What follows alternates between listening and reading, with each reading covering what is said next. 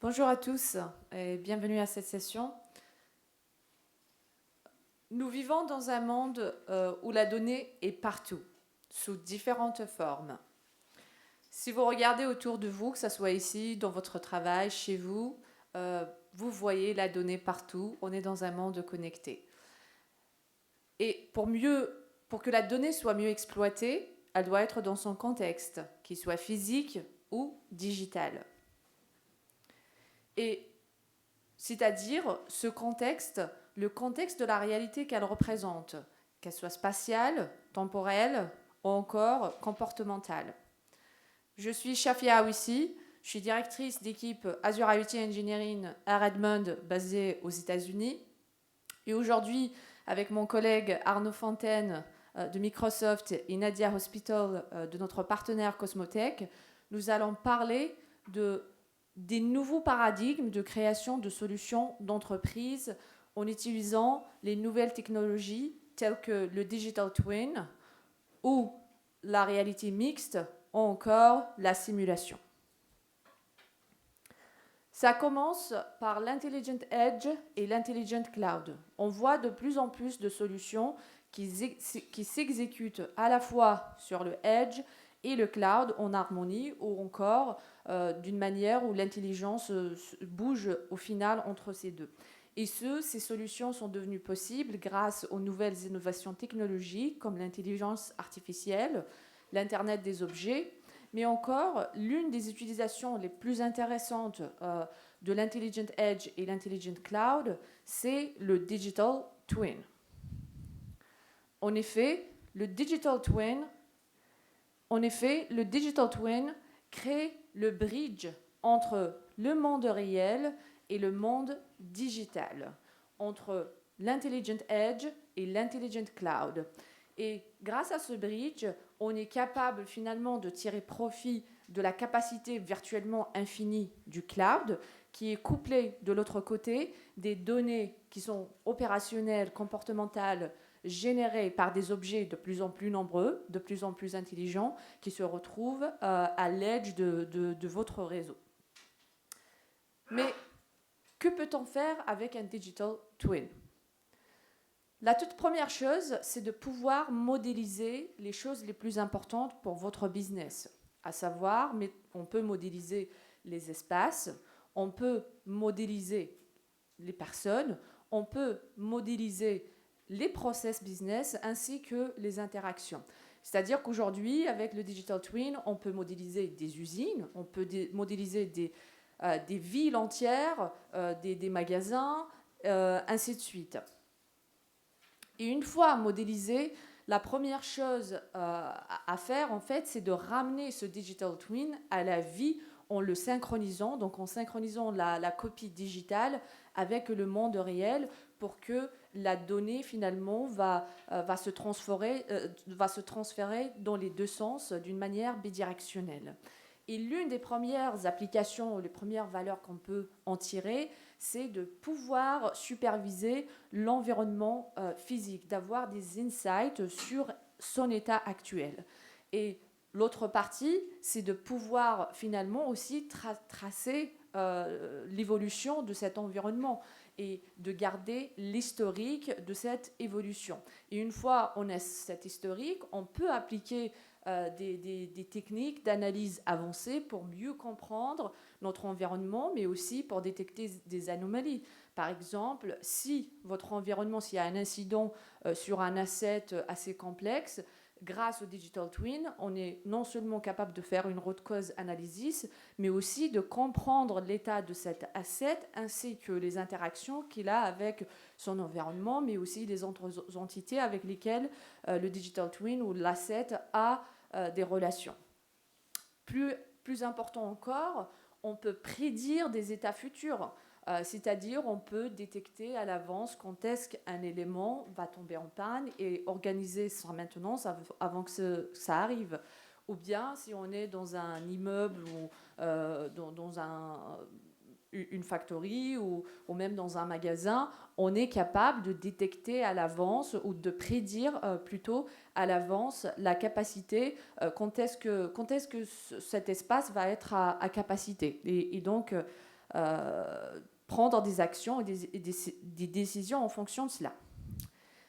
Et l'une des applications favorites, personnellement mes applications favorites du Digital Twin, mais aussi, comme on le dit en anglais, la killer app du Digital Twin, c'est la simulation. Et pour une simple raison, grâce au Digital Twin, on est capable de créer autant de copies que l'on veut de notre monde physique. Et ça nous permet en fait d'appliquer des paramètres et de faire des simulations différentes sur la copie digitale sans altérer notre monde physique. Et ça nous permet finalement de faire des simulations et des optimisations assez complexes qui sont autrement compliquées ou même des fois impossibles à réaliser avec le monde physique uniquement. Et une fois on a fini cette partie qui est la simulation et on a l'insight de la simulation, on est capable maintenant d'appliquer le résultat vers le monde réel. Et on active ainsi ce qu'on appelle les systèmes autonomes, c'est-à-dire que le système va être capable d'automatiser des tâches de routine, mais aussi continuer à apprendre et s'auto-améliorer grâce à l'information du coup qui tourne en boucle. Et finalement, avec le Digital Twin, on est capable de superposer finalement la donnée qui est représentée en mode digital sur le réplica digital avec mon monde physique, ce qui me permet finalement de détecter rapidement l'information qui est la plus importante pour moi. Et plus important encore, comme on a donc la représentation digitale, on peut interagir dans un mode virtuel avec nos collègues, avec des experts, sans forcément être dans le même espace physique. Et on peut tous partager cette vision du monde digital qui est pratiquement identique au monde physique. Maintenant, certains d'entre vous peuvent se dire, mais en fait, sur certaines de ces fonctionnalités, on a une partie, on en connaît déjà, on en a entendu parler, mais ce que je vous invite à faire aujourd'hui, c'est de ne pas réfléchir à ces capacités une à une séparément, c'est vraiment la différence, toute la valeur et la puissance, elle va venir quand on va activer ces différentes capacités à plusieurs d'entre elles ou même sur la totalité de la chaîne. Et justement, selon l'avancée des entreprises dans leur transformation digitale, on va retrouver différents clients. Donc, je travaille avec beaucoup de clients à travers le monde et on va trouver différents clients, différentes entreprises qui vont utiliser et activer une ou plusieurs de ces capacités. Et le premier exemple dont je veux parler aujourd'hui, c'est AB InBev, qui est un des leaders brasseurs au niveau mondial. Et en fait, ils sont en train d'utiliser aujourd'hui les technologies Microsoft, notamment Azure Digital Twin, Banzai, l'intelligence artificielle de Microsoft, pour vraiment transformer leur business en partant des champs jusqu'au moment où le produit est livré dans les magasins, etc. Et donc, pour illustrer cet exemple, tournons la vidéo. 200 breweries and 160,000 employees across the globe, Anheuser-Busch InBev is the largest brewer in the world, with an unparalleled portfolio of brands and a global presence with operations in 50 markets. AB InBev is an expert in their field, and their forward-leaning and innovative spirit is leading to new breakthroughs in brewing. Through their digital factory and supply chain of the future initiatives, in collaboration with Microsoft, AB InBev is focused on transforming both breweries and their global operations by empowering their frontline colleagues with digital solutions that enable world-class manufacturing, mobility, data automation, and business insights. It begins with the brewery coming to life with AI, Azure Digital Twins, and the Microsoft Cloud. The brewmaster is responsible for making the best quality beer. She has unprecedented visibility into the brewing process, so she can predict and monitor the complex chemical and biological fermentation parameters required to produce the highest quality product. Frontline operations can remotely monitor critical quality and traceability data from the manufacturing execution systems using the mobile brewery technology built using Azure. With built-in energy and utility management solutions, the digital brewery supports AB InBev's industry-leading sustainable development goals. After the perfect batch is ready to be bottled and shipped, AB InBev extend their digital twin solution to support the packaging line operations to ensure it's done right.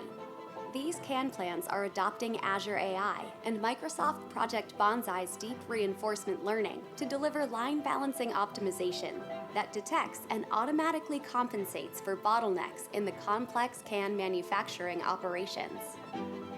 At AB InBev, their 100% uptime mindset is enabled through predictive maintenance and global support. A frontline operator can efficiently address problems through remote collaboration with a maintenance technician, ensuring no unplanned downtime of packaging equipment. The perfect beer is packaged and ready.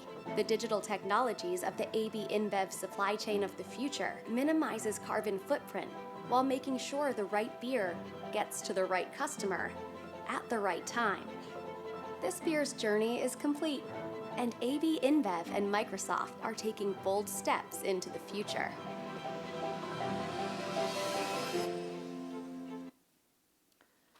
Un autre exemple, une autre industrie, BP en fait est en train d'utiliser ces technologies pour réduire l'énergie et optimiser les émissions carbone afin d'accélérer la réalisation de leur objectif qui est d'arriver au net zéro carbon emission d'ici 2050. Et donc, l'un des exemples ou l'un des projets sur lesquels ils sont en train de travailler, c'est la modélisation en utilisant l'Azure Digital Twin d'une plateforme qui est à Clair Ridge.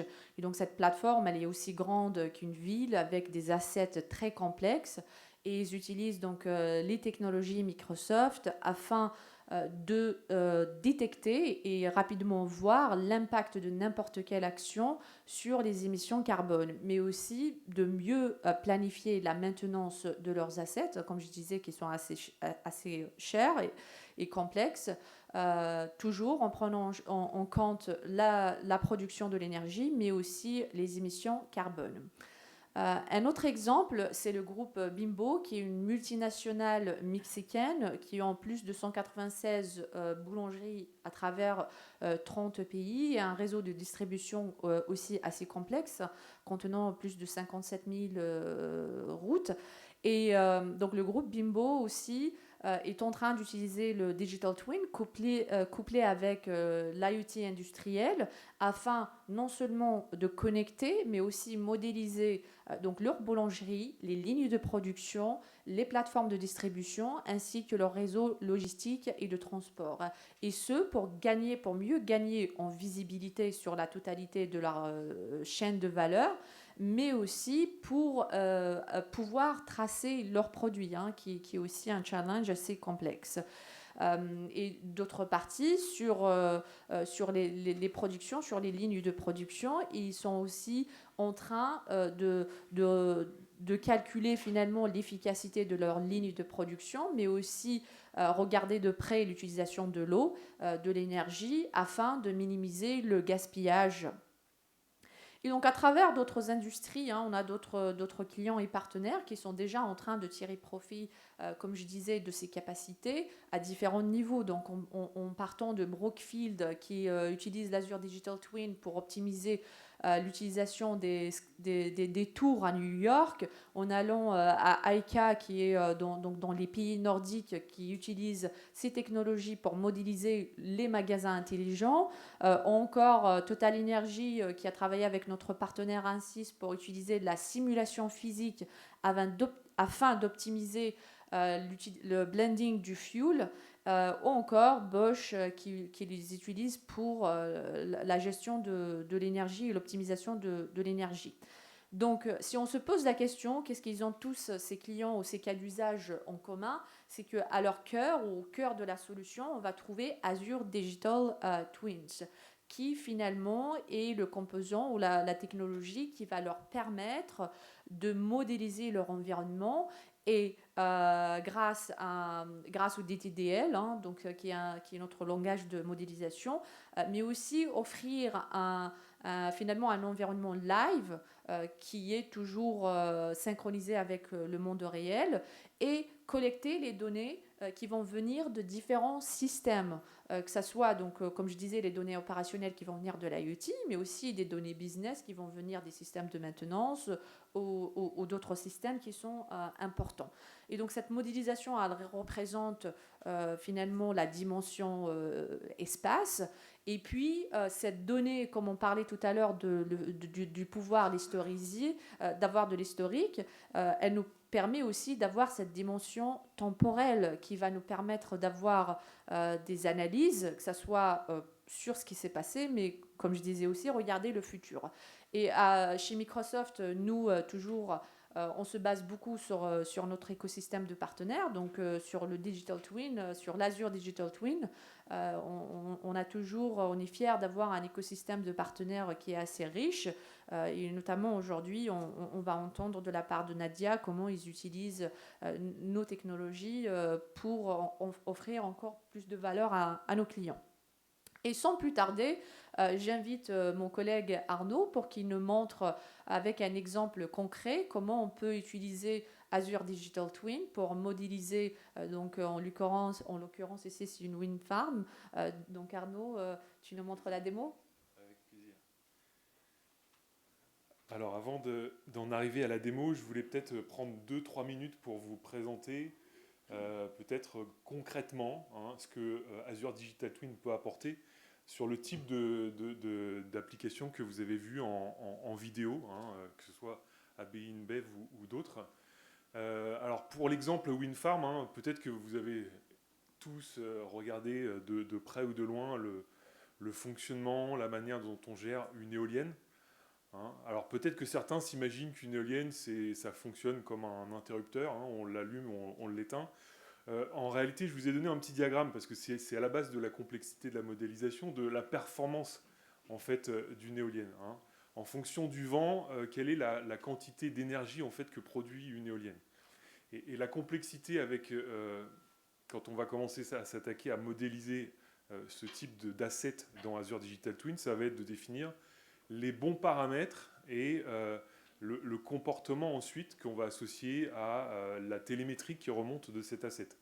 Donc il y a deux aspects, il y a la partie très structure de données, et tout en bas, je vais zoomer parce que c'est intéressant de voir la manière dont on va modéliser ça sous forme d'une structure de données. Ici, vous avez dans cette partie-là tous les paramètres qu'on va utiliser dans la démo que je fais ensuite sur ce type d'équipement, des HoloLens, pour animer en fait l'asset, en fonction de ses paramètres, l'orienter, le faire tourner, mais également calculer en temps réel des indicateurs de performance et éventuellement, et c'est tout le travail qu'on a fait avec Cosmotech, c'est quand on commence à détecter une sous-performance de l'asset, un comportement qui dérive en fait du modèle que vous aviez ici. Quand à un moment donné, je vois que je suis en dessous de la courbe et que du coup, la rentabilité de fonctionnement est négative, mes coûts de fonctionnement sont inférieurs à mon rendement, eh bien, comment on va utiliser la solution de Cosmotech pour définir une politique de maintenance qui permette de revenir à une situation profitable. Alors juste, je ne vais pas rentrer dans les détails parce que ce qui est important quand même de comprendre, c'est que Microsoft fournit au travers de Azure Digital Twin une capacité à construire vos propres, ce qu'on appelle des ontologies. Là, en l'occurrence, on utilise une ontologie qui s'appelle Smart Energy. Vous en avez aussi qui ont été publiés par Microsoft et différents consortiums des ontologies pour les Smart Cities et d'autres contextes. Donc une ontologie, c'est tout simplement un ensemble de documents JSON qui sont standardisés et qui peuvent être complètement étendus, customisés en fonction de vos besoins. hein. Et donc la première peut-être expérience que vous pouvez faire avec Digital Twin, c'est utiliser cet outil-là qui s'appelle le Digital Twin Explorer, qui vous permet de charger vos ontologies. Hein, donc Smart Energy, vous voyez ici, j'ai différents éléments qui sont issus de mon ontologie. On en a à peu près 80 qui vous permettent à la fois de modéliser tout ce qui est production, transport, distribution et tous les nouveaux usages liés au renouvelable, hein, tout ce qui est le contexte de prosumer, etc. Donc vous avez quelque chose d'assez riche pour pouvoir vraiment aller en profondeur sur des scénarios d'énergie. Bon, et je passe très rapidement, mais ce qui est intéressant de voir, c'est aussi toutes les capacités que Azure Digital Twin permet avec l'intégration de services de données pour gérer l'historique dont parlait Shafia tout à l'heure. Hein. C'est intéressant quand on visualise de visualité réelle et courant de l'asset, mais c'est intéressant aussi de naviguer dans les données historiques et voir avec Cosmotech de naviguer dans le futur. Hein, donc c'est ce que je vais vous montrer tout de suite avec quelques vidéos que je vais vous commenter. Donc ça, c'est la vidéo que j'ai enregistrée pour pouvoir gagner du temps ce matin, qui vous présente concrètement ce qu'est le monitoring. Hein, et vous avez ici, sur cette capture, vous voyez ici toutes les données de télémétrie qui remontent des assets et qui passent par nos services Azure IoT. Et puis vous avez à ces niveaux-là, en fait, la solution Azure Digital Twin qui va calculer à la volée, hein, des indicateurs de performance, avec, je dirais, ici un calcul qui est fait de l'écart de la performance par rapport au modèle théorique pour pouvoir lever éventuellement une alerte. Alors ce qui est intéressant, c'est de voir qu'on utilise les capacités, par exemple, d'Azure Maps pour pouvoir représenter les assets dans leur environnement réel, comme disait Shafia. Donc si je suis dans la peau, par exemple, d'un opérateur qui gère, comme c'est le cas avec certains de nos clients, des centaines de sites à travers le monde, l'intérêt aussi de cette visualisation, c'est de pouvoir projeter l'opérateur dans l'environnement réel pour pouvoir tout de suite comprendre le contexte et analyser la situation. Donc là, en l'occurrence, je m'aperçois que j'ai un asset, vous voyez ici, qui a une performance qui est à étudier de près. Donc je vais pouvoir basculer sur cet asset et je vois en l'occurrence que j'ai effectivement un indicateur de performance qui est en dessous du seuil de tolérance. Et je vais vouloir en fait aller dans l'analyse des données historiques. Alors vous voyez au passage que là, on a fait dans cet écran une fusion à la fois des données temps réel, des données historiques et des données, des recommandations issues de la solution Cosmotech, hein, du plan de maintenance qui est recommandé, hein, après avoir testé plusieurs simulations, plusieurs cas de figure, et d'avoir trouvé le meilleur scénario possible et qui est présenté à l'utilisateur pour pouvoir le guider dans la solution à appliquer. Donc là, en l'occurrence, je vais commencer par consulter les données historiques pour visualiser, je dirais, les données des 24 dernières heures par rapport à celles du mois précédent. Et je vais ensuite accéder aux données de simulation. Alors, vous voyez au passage que là, je suis en train de parcourir les données historiques en utilisant un espèce de slider qui me permet de remonter le temps pour analyser si la performance de cet asset était déjà en fait, je dirais, discutable, hein, sujette à introspection sur les semaines précédentes. Et ensuite, je peux, dans cette démo, basculer dans ce qu'on pourrait appeler le digital twin de maintenance avec une intégration des solutions Cosmotech pour pouvoir m'aider à trouver le bon scénario de maintenance pour faire revenir mon asset dans les intervalles de fonctionnement tolérés. Donc là, en l'occurrence, vous voyez, j'utilise les fonctionnalités de la 3D pour pouvoir m'aider à comprendre le scénario qui m'est poussé par Cosmotech. Je vais par exemple colorer les éoliennes pour voir dans quel ordre les maintenances qui me sont proposées par la solution vont être opérées. Je vais pouvoir utiliser les capacités, là encore, de la 3D pour faire fonctionner l'asset, etc., avec les paramètres qui arrivent de la solution Cosmotech, pour là encore comprendre de manière plus plus concrète à ces paramètres, ce qui est bien plus riche que d'avoir, je dirais, des écrans traditionnels de valeurs et de paramètres. Voilà, donc je vais passer peut-être la main ensuite à Nadia pour pouvoir concrètement rentrer dans le détail de la solution Cosmotech. Alors, juste en synthèse, Cosmotech fait partie de la grande famille des partenaires de Microsoft. Et ce qui est intéressant pour vos projets Digital Twin, comme le disait Nadia, qui comportent différentes strates, différentes briques et différents niveaux de maturité, on va avoir des partenaires pour vous accompagner à la fois sur les équipements à déployer sur le terrain pour capter les données, pour la partie Edge, donc déployer des gateways, des équipements intelligents qui sont capables de récupérer certains services depuis le cloud et l'exécuter localement. Et Cosmotech fait partie de la grande famille de ceux qui sont capables de proposer des solutions innovantes sur Azure. Merci Arnaud, merci Shafia. Effectivement, on est très heureux de faire partie de cette grande famille. Donc c'est bien au travers, comme vous l'avez mentionné, du couplage des dernières technologies, effectivement cloud native, du jumeau numérique. Attendez, effectivement, je passe à la slide d'après.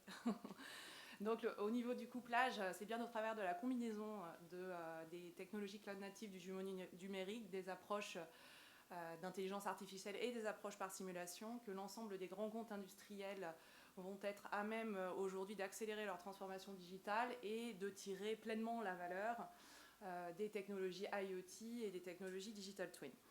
Donc, si j'ajoute en fait la dimension Cosmotech effectivement au slide que Shafia vous présentait tout à l'heure, on retrouve bien, on voit bien que la simulation telle qu'elle est pratiquée par Cosmotech, autrement dit la simulation 360 degrés qui permet de représenter des supply chains complexes ou des réseaux de production d'énergie étendus, nos cœurs d'un certain nombre de cas d'usage autour du jumeau numérique. Alors le premier cas d'usage, c'est la prédiction de l'évolution du système dans le temps, en prenant en compte l'ensemble des interdépendances qui sont relatives à ce système et donc l'ensemble des effets cascades qui peuvent apparaître au fur et à mesure du temps. Le deuxième cas d'usage, c'est la possibilité de faire tourner un certain nombre donc, de what if, donc c'est l'évaluation de what if et de what if scénarios et de how to scénarios qui vont vous permettre de maximiser globalement la performance et de minimiser les risques à tout niveau, donc sur un ensemble de KPI qui vont de la maximisation donc, du taux de service à la minimisation des coûts ou de l'impact environnemental. Et le troisième cas d'usage, c'est l'application de ces décisions donc, optimales dans le contexte de l'entreprise. Et donc c'est une application qui peut passer, mais pas que, par l'apprentissage donc effectivement de systèmes autonomes tels que les brains de Microsoft Bonsai que vous mentionniez tout à l'heure, Shafia. On retrouve cela sur cette vue qui représente un peu la macro user journey de l'ensemble de nos cas d'usage. On voit bien que tout commence par un simulation digital twin qui est connecté, qui est vivant, c'est ce que disait Shafia tout à l'heure, et c'est bien comme ça que l'ensemble des alternatives, des scénarios, des analyses qui sont dans l'univers du simulation digital twin sur la droite sont véritablement les plus pertinentes possibles et surtout les plus actionnables possibles, c'est-à-dire qu'on va être à même d'immédiatement de les appliquer, donc encore une fois, au système opérationnel de l'entreprise. Donc c'est le jumeau numérique au service de décisionnaires tant opérationnels que stratégiques pour maximiser effectivement la prise de décision dans un contexte qui est de plus en plus complexe et incertain. Et on sent bien qu'aujourd'hui, c'est clé, c'est vraiment la nouvelle norme du monde actuel. Donc je voulais vous ajouter au travers de cette vue qu'effectivement pour nous le Simulation Digital Twin est au centre de la performance de l'entreprise et de ses processus. Donc on retrouve des usages qui peuvent être très temps réel quelque part, donc qui sont sur des usages très opérationnels de type control tower d'une supply chain complexe ou encore une fois du réseau de production d'énergie que je vous prenais comme exemple tout à l'heure. Et on a des usages qui sont beaucoup plus stratégiques, qui vont être sur l'optimisation d'une stratégie de production, d'une stratégie d'achat, d'une stratégie de maintenance. Voilà, donc dans le registre des usages plus stratégiques, on peut aussi, c'est tout à fait valide d'utiliser un simulation digital twin, par exemple, pour optimiser une stratégie de déploiement IoT et prioriser le déploiement. Voilà, donc cette vue, elle vous dit aussi que pour nous, le potentiel maximum est vraiment dans l'alignement aussi entre ces différentes couches, donc de la stratégie aux opérations et inversement. Et c'est bien un usage qui peut être d'ores et déjà mis en œuvre par donc, les grands comptes industriels au travers de l'usage de notre plateforme. Donc je vais essayer de vous commenter. Alors attendez, je dois être à même de faire pause, oui, voilà. Je vais essayer de vous commenter. C'est en cliquant là, Arnaud, sur la barre d'espace que tu fais pause ou pas? Non? Tu n'as pas fait de pause. Bon, ok, donc je reprends. C'est bien au travers de... donc là, je vais essayer de vous commenter un usage effectivement très concret. Je vous parlais tout à l'heure d'usage très opérationnel de type Control Tower. Donc avant de lancer la vidéo, pour ne pas refaire deux fois la même erreur, je vais juste essayer de vous situer le cas. Donc vous êtes en charge du monitoring d'une chaîne de production. Et vous êtes donc face à ce dashboard qui vous mentionne notamment l'ensemble des performances sur un certain nombre de machines qui sont les machines relatives à cette ligne de production.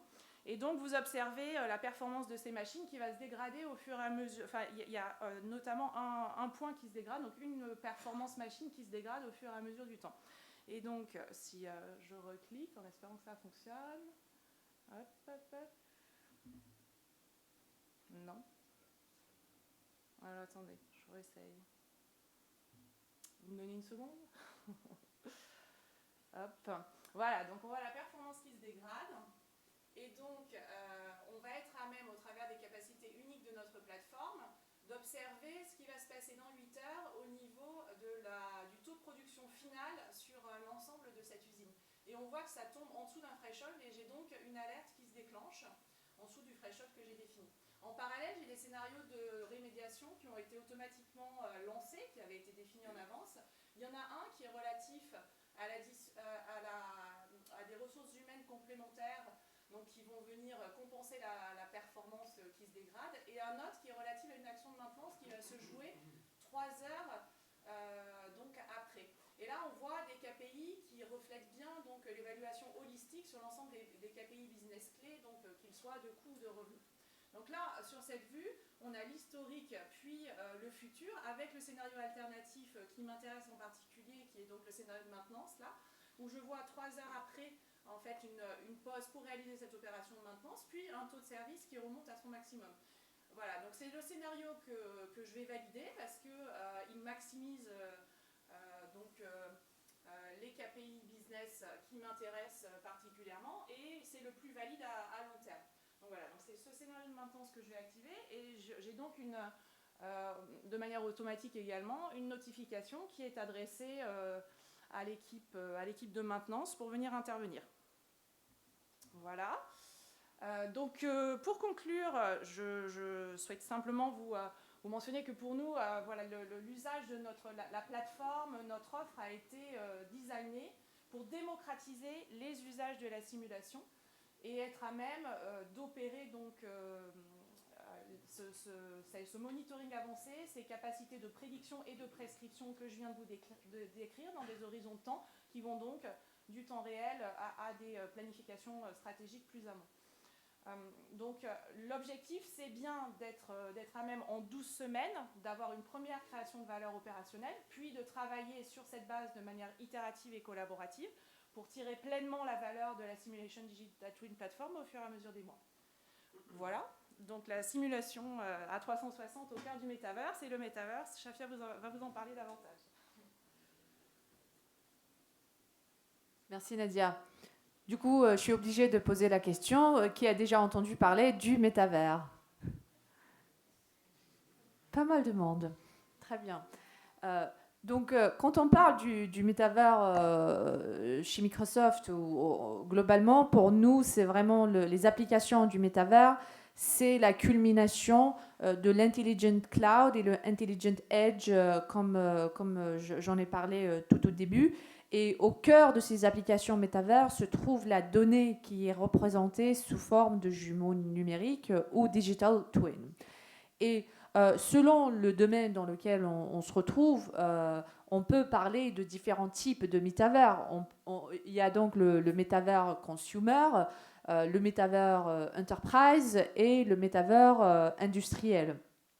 Et justement, pour illustrer ce dernier, et plutôt le métavers entreprise et industriel, hein, tous les exemples qu'on a partagés aujourd'hui s'appliquent plutôt sur cette catégorie. Et regardons aussi notre vidéo de vision. Imagine our world today. People, vehicles, businesses, buildings, hospitals, factories, entire cities, and the billions of devices that connect us to this world and to each other. This is the physical world. But what if we can replicate that physical world into its digital twin? A digital twin that is bound to the physical world in real time, that we can experience in mixed reality, that we can collaborate with, that we can run simulations on and find what is important to us, that we can apply AI to learn, predict, and act, to save time and money, to reduce carbon, to preserve natural resources, to improve safety, to bring us all closer. This is already happening today. Across the world, organizations are taking advantage of this new wave of innovation that trends to an interconnectedness that enables the metaverse. Everything modeled in the metaverse mirrors the status of its physical twin, including the interactions and relations between everything else. By applying the power of the cloud, we eliminate boundaries of what this can do. The potential is limitless. We can now track and analyze data from connected environments to identify patterns, trends, and anomalies. We can now simulate any possibility, evaluate outcomes, determine the impact of any change or condition. We can now harness AI to perceive the physical world, to improve and automate tasks, to give superpowers to your frontline workers. We can now give everyone in your organization the power to build apps and workflows, to collaborate with each other in this virtual space, to share and receive expertise at the right time with the right context in front of you, to move through the physical world and get relevant information about its digital counterpart when and where you need, using mixed reality. The Microsoft Cloud brings these capabilities together with the limitless computing power of the cloud and intelligent devices at the edge, and creates this framework for building immersive and impactful digital twin, mixed reality, and metaverse solutions.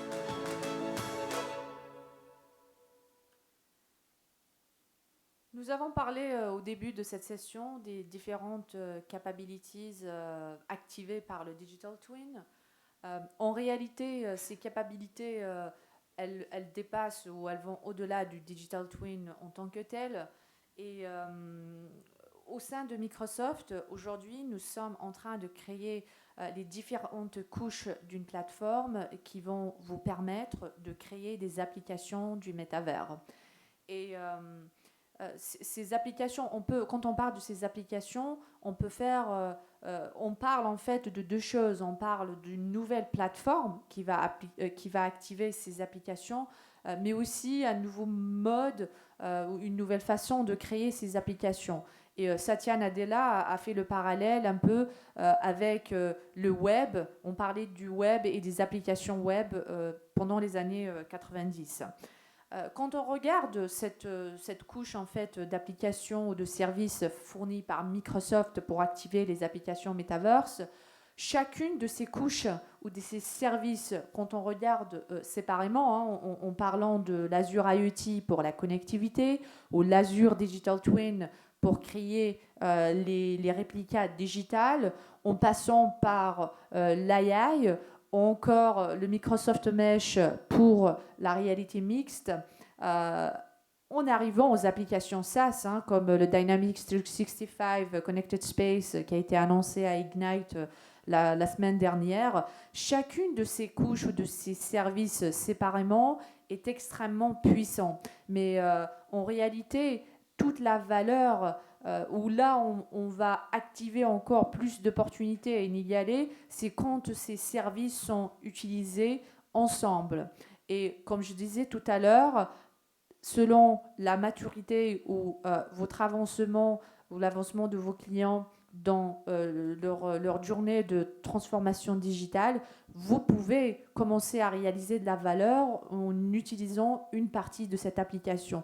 C'est-à-dire que c'est pas tout ou rien, ça va être des étapes, une à une, et il y a la valeur qui va venir s'incrémenter quand on va utiliser ces services ensemble. Donc, pour résumer, au final, chez Microsoft, notre objectif, c'est de fournir les outils, la plateforme, les différentes couches de plateforme qui vont permettre à nos partenaires, à nos clients, de créer vos applications du métavers. Et sur ce, je vous remercie et je vous invite à vous poser la question, est-ce que vous êtes prêts à accélérer, pour certains d'entre vous, certainement vous avez commencé, ou pour ceux qui n'ont pas encore commencé, votre journée de transformation digitale. Et j'ai mis ici un certain nombre de ressources que vous pouvez visiter. Et on est aussi là avec Nadia et Arnaud pour prendre quelques questions. N'hésitez pas. Merci à tous et merci à Nadia et Arnaud.